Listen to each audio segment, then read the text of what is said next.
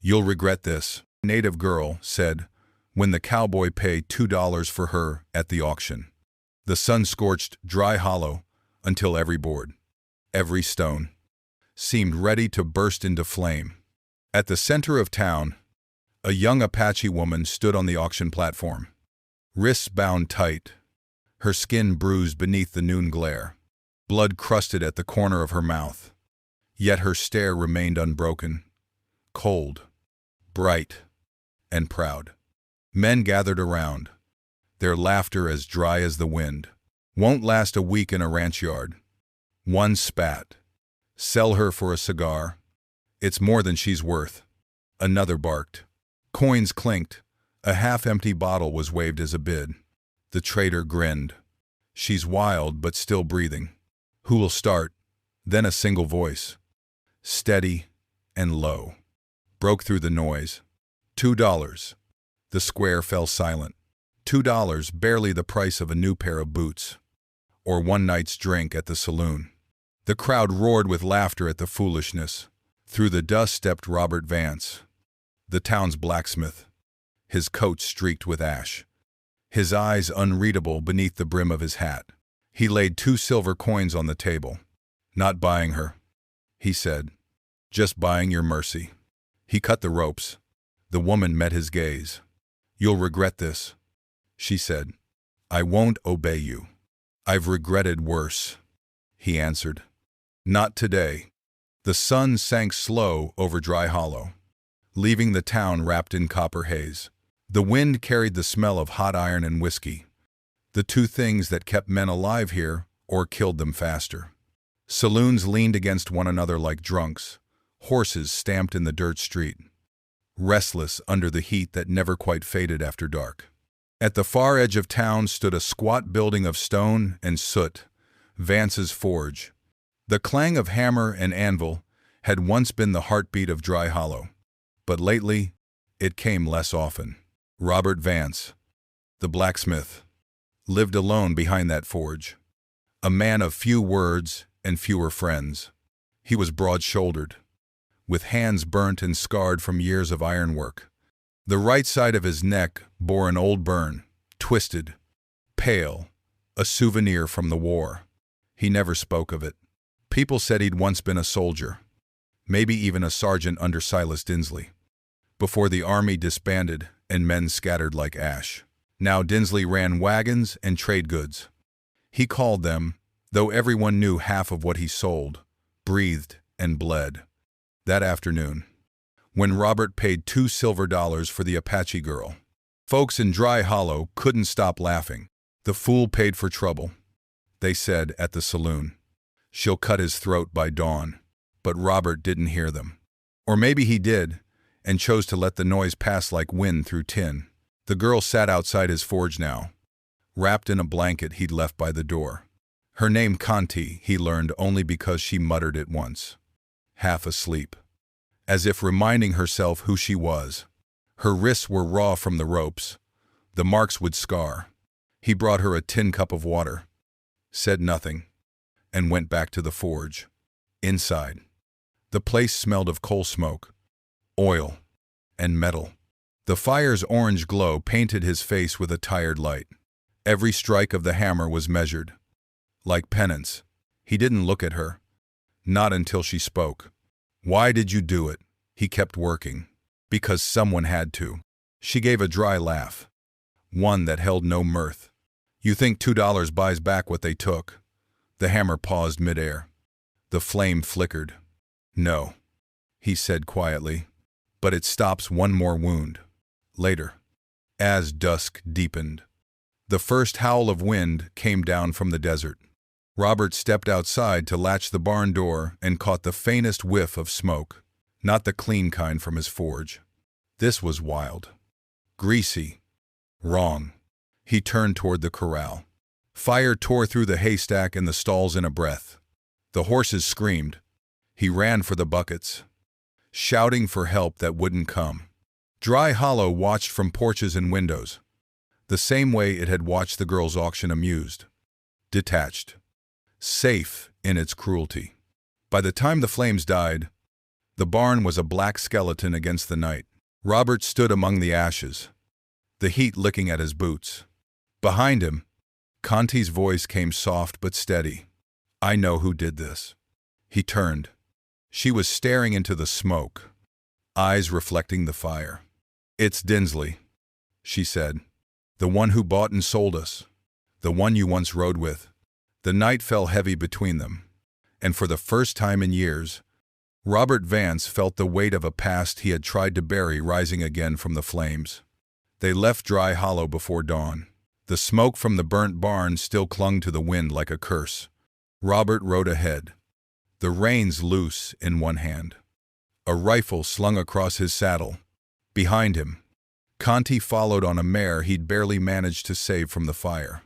She rode straight-backed, silent, a strip of cloth covering the wound on her wrist. Neither spoke for miles. The land spread endless around them, brittle mesquite, dry gullies, and far-off ridges blurred by heat. Somewhere behind those ridges lay Pecos Basin, where Robert meant to start again, or maybe finish what he should have long ago. When the sun climbed higher, Conti broke the silence. "You didn't have to bring me." "I didn't," he said without turning. "You followed." Her voice was sharp, like flint striking stone. "You think I trust you, I don't need you to." The horse's hooves thudded over dry earth. For a while there was only wind, and the faint creak of leather. Then she spoke again. "Gieter. Dinsley, he burned my village. He sold my people." Robert's shoulders stiffened, but he said nothing. "I saw his face that night," she went on, "and the soldiers who followed him, her eyes fixed on his back. Were you one of them?" He didn't answer. The silence was louder than confession. By noon they reached the rim of a canyon where the trail split into two narrow passes. Robert dismounted, studying the tracks in the dust. "We'll take the northern route. Less open ground, more hiding places," she said. "For them or for you." He looked at her, then really looked. The dirt on her cheeks couldn't hide the fierce steadiness in her eyes. "You'll live longer if you stop thinking everyone's your enemy." "Everyone is," she replied, and nudged her horse past him. That night, they made camp beneath a cluster of dead cottonwoods. The sky above was clear, black as coal dust, pricked with hard stars. Robert gathered wood in silence while Conti crouched nearby, sharpening a piece of scrap metal into a crude blade. When sparks rose from his flint, she flinched. He noticed. "You've seen too many fires." She glared. "So have you." Neither spoke after that. The wind moaned through the branches, carrying the smell of ash and old ghosts. Before dawn, the sound of hooves woke them both. Robert reached for his rifle, motioning for her to stay down, but she was already moving silent as a shadow. From the ridge above, two riders appeared, torches flickering. Dinsley's men. Robert fired once, hit the torch. Not the man. The flames dropped, scattering sparks. The riders bolted into the dark, shouting curses. When the last echo faded, Robert leaned against a boulder, breath ragged. Blood darkened his sleeve. "You're hit," Conti said, kneeling beside him. "It's nothing. Don't lie." She tore a strip from her deerskin skirt, pressed it to the wound. Her fingers were firm, quick, unafraid. "Hold still." The smell of cactus sap filled the air. She'd crushed it between her palms to stop the bleeding. His voice came low, strained. "You've done this before." "For others," she said. "Not for men like you." He tried to speak again, but his words tangled into a groan. Fever climbed fast. She laid him down near the fire, watching his face twist in pain. Then, in the half-light, he muttered through clenched teeth, words she wasn't meant to hear. "I burned it. The camp. Children were inside." She froze. The world seemed to fall silent except for his ragged breathing. By morning, the fever had broken. He opened his eyes to find her sitting a few feet away, the knife across her knees, staring at the horizon. "You heard," he said. She didn't look at him. I did. Then why am I still breathing? Her voice was steady, almost weary. Because mercy isn't obedience. And hate doesn't feed the thirsty. He said nothing more. The desert wind moved between them, hot, dry, and alive. That day, when they rode on, she no longer followed 10 paces behind. She rode beside him. The trail carried them deeper into the Pecos Basin, where the land shimmered like hammered copper beneath the heat. Days blurred together, dusk by daylight, cold by night. Every breath tasted of iron and dryness. Yet between the stretches of silence, something fragile began to form. An unspoken rhythm. A quiet endurance shared by two people who had run out of places to hide. Robert rarely spoke unless he needed to. He rode with the same precision he used at the forge, careful, controlled. A man afraid of sudden things. Conti moved differently, alert, a fluid, her eyes scanning the horizon like a hawk. Sometimes she rode ahead, scouting for danger. Sometimes she simply wanted space. One morning, while he mended a broken horseshoe, she crouched nearby, watching the sparks. "You work like you're praying," she said. He didn't glance up. "Maybe I am." "To who?"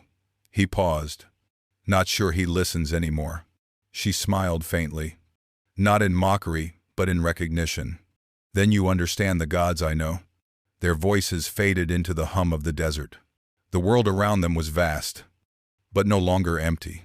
At dusk, they reached a dry arroyo, where faint water trickled beneath the sand. Robert dug a shallow pit, coaxing out a slow seep of brown water. Conti crouched beside him, letting the mud cool her wrists. "You could have left me," she said suddenly. "I tried," he admitted. "Then why didn't you?" He met her gaze, steady and tired. "Because when you look at me, I see everything I ran from." She studied him for a long moment, then turned away. "That's not a good reason. It's the truth," he said. The wind rose, carrying a swirl of grit between them. For a heartbeat, the tension cracked into something almost tender. 2 days later, they crossed a stretch of salt flats that glowed white under the sun. Robert's sleeve was stiff with dried blood, his wound healing slowly. Conti insisted on cleaning it each night, her hands steady, even when his breath hissed through his teeth. "Your people taught you this?" he asked once. "Yes," she said. Before they were scattered, he watched her wrap the bandage with careful precision. "You were a healer." Her eyes flickered. "I was a daughter." That was all she said. But in the way her fingers lingered at the knot, he could almost feel the ghost of a childhood stolen too soon. By the 4th night, they reached the foothills of Davis Mountains. The air was cooler here, the rocks turning black and jagged under the moonlight. Robert slowed his horse as they approached the broken ruins of an old military outpost. The crumbled walls and rusted gate still bore the insignia of the regiment he'd once served under. He stopped, staring at the collapsed barracks. "I knew this place." Conti's voice was low. "The men who burned my village wore that same mark." He said nothing, only dismounted and walked to the base of a shattered flagpole. His hand brushed the iron ring still dangling from the rope. The sound it made was hollow, like the echo of a past that refused to die. She watched him for a long while, then asked, "Why did you follow orders like that?" He didn't turn. "Because I was too young to know what cowardice looked like. And now I know it by name." Their eyes met across the ruins, heavy with truths neither could soften. They made camp in a narrow ravine, sheltered from the wind. The firelight flickered over their faces, one weathered, one scarred by survival. Robert sat sharpening his old knife. Conti sat near the edge of the firelight, weaving thin strips of yucca into a cord. "Do you ever sleep?" she asked. "When the fire burns low, that's when the dead come," she said. He looked up. "Then maybe they still need something from us." Her lips parted as if to speak, then closed again. The fire popped. A few minutes later, she reached into her satchel and drew out a small carved token, a piece of bone etched with a sun symbol. She turned it in her fingers before setting it beside him. "My father made this, before they took me." Robert stared at the carving, then at her. "Keep it. I don't need reminders," she said. He picked it up anyway and handed it back. "Reminders keep you human." She took it. Not to argue, but because his voice carried the same exhaustion she felt in her bones. When dawn broke, the desert beyond the mountains glowed in soft amber light. They ate in silence, packing their things. Before mounting her horse, Conti glanced toward him. "You'll find him soon," she said. "Dinsley." She nodded. "And when you do what?" Then he hesitated. "Maybe I'll see if redemption has a face." She studied him, as if weighing the man against the words. "If it does, it's never the one we expect." They rode on without speaking. The sun climbed, the land widened, and the distance between them finally began to feel less like a wall and more like a road. The path through Davis Mountains twisted like a scar, narrow ledges carved by storms, cliffs blackened by old fires. The air was thin, sharp as metal.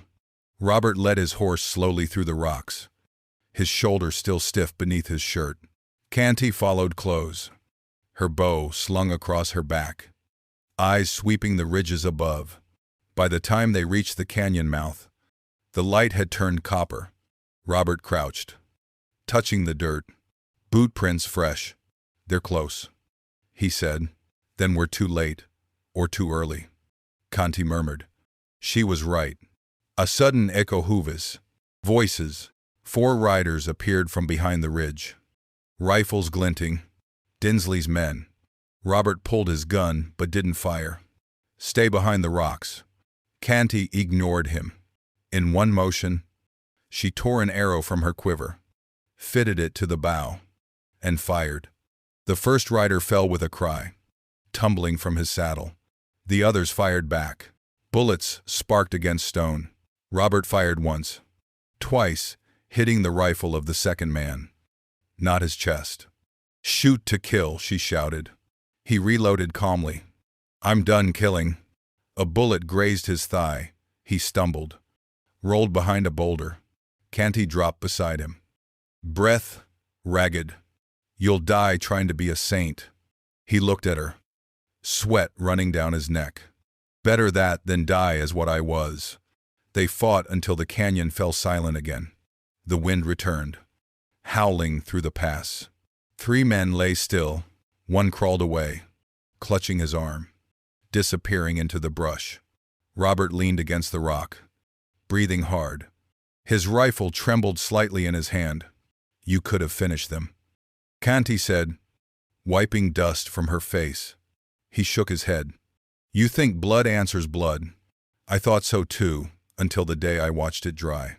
For a moment, anger flickered in her eyes, but beneath it was something else, a recognition of the same torment that lived in her. They dragged the bodies into the ravine, covered them with loose stone. When they returned to the trail, neither spoke for hours. The silence between them had changed. It wasn't distrust now, but something heavier, like mourning. By nightfall, they reached an abandoned trading post, half buried under sand.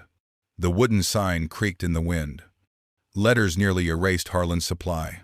Robert pushed the door open. The hinges screamed. Inside, the shelves were bare, except for a few rusted cans and a broken lantern. He lit a small fire in the hearth. Conti moved through the shadows, searching. In a corner chest, she found a bundle wrapped in cloth. She unrolled it and froze. Inside lay a silver bracelet, tarnished but unmistakable, carved with the sun symbol of her clan. Her fingers trembled as she lifted it. Robert stepped closer. "That's yours." Her throat tightened. "It was my mother's." He nodded. "Then take it."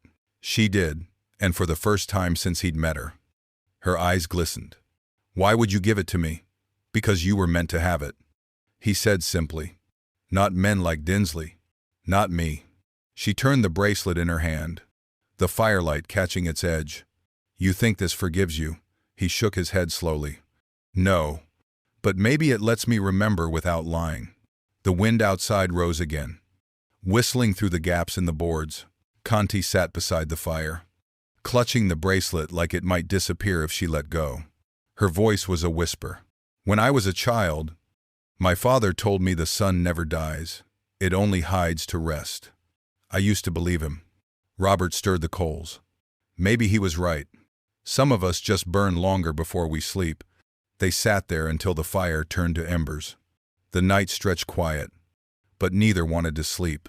By morning, rumors had already begun to spread. In the nearby mining camps, men whispered of a white blacksmith traveling with an Apache wolf girl, hunting Silas Dinsley. Some said she'd bewitched him. Others swore he'd lost his mind to guilt. Either way, they were marked. At midday, a scout rode hard to warn Dinsley that the pair were coming. The old soldier turned traitor only laughed, his teeth yellow in the lamplight.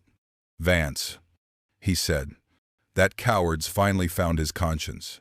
He poured himself another drink and muttered, "We'll see how long it lasts." The following evening, Robert and Conti reached the edge of Big Bend territory.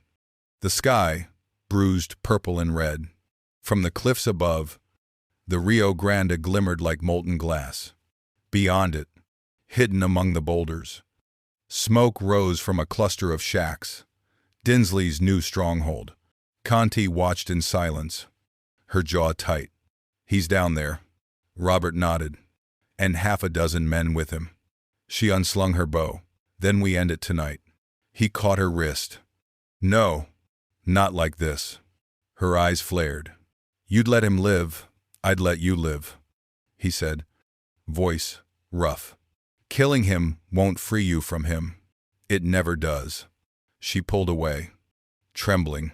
"He killed my father, sold my mother, my brother." "I know," Robert said, "and I helped him once. But if you spill his blood, you'll carry his shadow. I've carried it long enough." She looked at him then, truly looked, seeing not the man who'd once served Dinsley, but the one who'd chosen to face him now. The firelight caught the silver bracelet on her wrist. Her hand lowered. "Then we finish this your way." Robert exhaled slowly, like a man finally stepping out of his own grave. That night, the storm gathered over the desert. Lightning flickered beyond the ridges, thunder rolling like drums of war. As they crept down toward the river camp, the wind tore at their coats, carrying sand and the smell of rain. Somewhere below, Dinsley's men were laughing over a fire, unaware that the ghosts of their past were walking straight toward them. The storm broke over Big Bend just before midnight. Rain fell in slanted sheets, hissing against rock and river alike. Through the blur of lightning, Robert and Conti moved like shadows down the slope toward Dinsley's camp. A half-collapsed shack stood at the river's edge, lamplight leaking through its cracks. Inside, voices rose above the storm, Dinsley's rasping laugh among them. Robert crouched behind a boulder, water dripping from his hat. "We go quiet," he whispered. "We need the ledger, his records. It'll show every name, every sale." Conti nodded, but her jaw was set hard. Her bow was ready, eyes gleaming with the reflection of lightning. They slipped closer. 2 guards sat near the door, rifles across their laps. Robert crept behind them, striking one with the butt of his gun, while Conti's arrow cut through the rain, silencing the other. They dragged the bodies aside. Inside, Dinsley poured whiskey into a tin cup, muttering about fools chasing ghosts. He didn't hear the door creak until Robert stepped in. The older man looked up, eyes narrowing. "Well, hell, Robert Vance. Thought you'd burned up with your conscience." Robert's voice was steady, low. "You should have stayed dead to me." Dinsley laughed. "And miss this, you always were the soft one. Couldn't stomach orders. Couldn't stomach blood." He lifted the revolver from the table, spinning the cylinder. "Guess you came to fix that." Conti emerged from the shadows, bow drawn. The sight of her made Dinsley freeze for half a breath, then smirk. "The little savage lives." I remember your father screaming. Her arrow trembled. Point steady at his chest. Robert moved closer. Voice sharp. Don't. She didn't lower the bow. He burned them alive. Dinsley sneered. And you think one arrow makes you clean? The room seemed to pulse with thunder. Then, from outside, a gunshot cracked.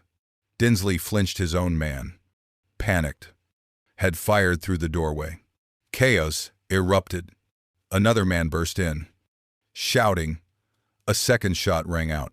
Robert lunged, shoving Conti aside as a bullet ripped through the wall. The lamp toppled, flames spilling across the floor. Dinsley turned to run, but one of his men frightened. Greedy raised his gun. The gold's mine. Old man. The shot hit Dinsley square in the chest. He fell backward, crashing into the burning table. The others fled into the storm. Conti stood over the dying man. For a long moment, she said nothing. Then she dropped her bow. The arrow clattered beside the body. I won't let you take more of me, she whispered. Robert watched the flames curl around the edges of the shack. He found the ledger, a small, water-stained book beside Dinsley's hand. On one page, in a faded scrawl, he saw a name, Maria, taken to Santa Fe. Ichembabe Basher. He turned to Conti. Your mother. She looked at the words, her expression unreadable in the flickering firelight. She's alive. Maybe, he said. Or maybe this is the only proof she ever lived. Conti took the book gently, as though it were made of glass. Then we follow this trail. Robert nodded. We will. Lightning split the sky. He reached out, taking her wrist to pull her from the collapsing shack. For a moment their hands met, his scarred, hers steady, and they ran into the rain together as the roof caved in behind them. They didn't stop until the storm had spent itself. The Rio Grande roared below, swollen and silver under the breaking dawn. They sat beneath an overhang, soaked and shaking, the ledger resting between them. Robert's voice came rough with exhaustion. You could have killed him. I know. Why didn't you? She looked out at the river, the water catching the first light of morning. Because hate is easy, and I'm done being easy to understand. He exhaled, long and slow. You're stronger than I ever was. Conti turned toward him, her face calm, almost soft. No, you just finally stopped running. For the first time. He smiled, small, uncertain, but real. As the sun rose, the rain thinned to a mist. The world smelled clean again. They loaded their gear in silence. Before mounting her horse, Conti paused. What will you do now? She asked. Keep riding north, he said. You. She looked toward the mountains. Find what's left of my mother. He nodded. Then that's the same road. They rode out side by side, the wind at their backs, the smell of wet earth following them, a scent of endings, and of something just beginning. The road north wound through weeks of silence and sky. The desert slowly gave way to pine, to thin mountain air that smelled of rain and stone. The Mogollon Rim rose ahead, a land of whispering trees and lonely missions built by hands long gone. By the time they reached the valley, the season had turned. Wildflowers pressed through the cracks of old trails, and the rivers ran clear from melted snow. Conti rode slightly ahead now, her hair unbound, the silver bracelet flashing in the sunlight with every movement of her wrist. Robert followed behind, his beard untrimmed, his clothes mended more by her hands than his own. They spoke little. Yet each night by the fire, their silences said more than words. She had stopped flinching when the flames cracked. He had stopped waking in the dark, gasping from dreams of burning tents. The mission appeared one morning through a curtain of fog, a modest chapel of adobe and timber, its bell tower leaning to one side. An old woman tended the small garden beside it, humming to herself as she cut herbs. When Conti called out, the woman straightened slowly, turning her head. Her hair was silver white, her face lined but strong, and though one eye was clouded with blindness, The other fixed sharply on the girl approaching. For a heartbeat. Nothing moved. Then the woman dropped the shears and took a halting step forward. Conti. The name trembled out of her like a prayer forgotten too long. Conti stopped mid-path. The world seemed to sway, her throat too tight to speak. Then she nodded. Once. The woman's hands rose, weathered, shaking as they found Conti's face. She traced the lines of her daughter's cheeks, the curve of her jaw, and whispered. They said none survived. But I knew the son does not die. Conti fell into her mother's arms, silent tears cutting paths through the dust on her skin. Robert turned away, giving them the privacy of grief too sacred to witness. Later, inside the chapel, Conti sat beside her mother while the older woman spoke softly of years lost, of being taken north by traders, sold to missionaries who gave her shelter but never let her leave. Her sight had faded, but her memory hadn't. And your brother, Conti asked. The old woman's lips trembled.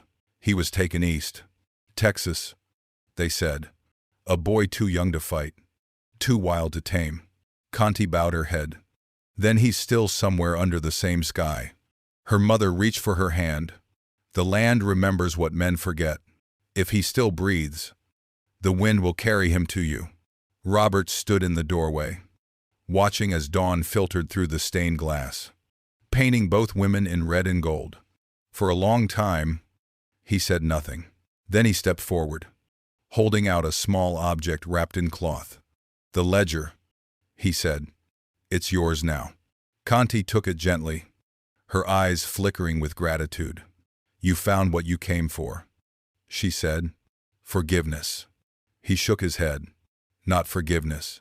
Just the courage to live without it. Her lips curved into a faint smile. Then maybe that's what forgiveness really is. Days passed. Robert helped mend the mission's fence, repaired the bell frame, and forged new hinges for the chapel door. He found peace in the rhythm of hammer and fire again, this time not to erase the past, but to shape something after it. Conti spent her mornings in the hills, gathering herbs with her mother, her laughter rare and low echoing through the pines. In the evenings, she returned to the forge, sitting nearby as Robert worked.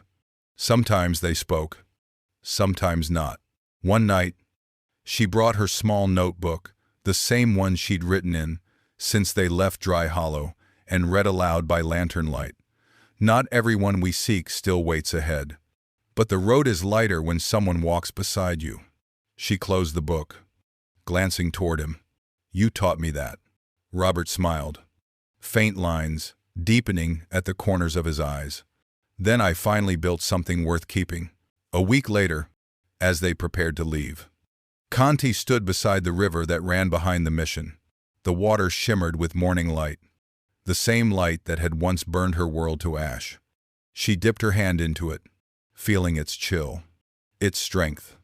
When she turned, Robert was on the bank, hammering the final nail into a new horseshoe. Sparks flew, catching briefly in his beard before fading.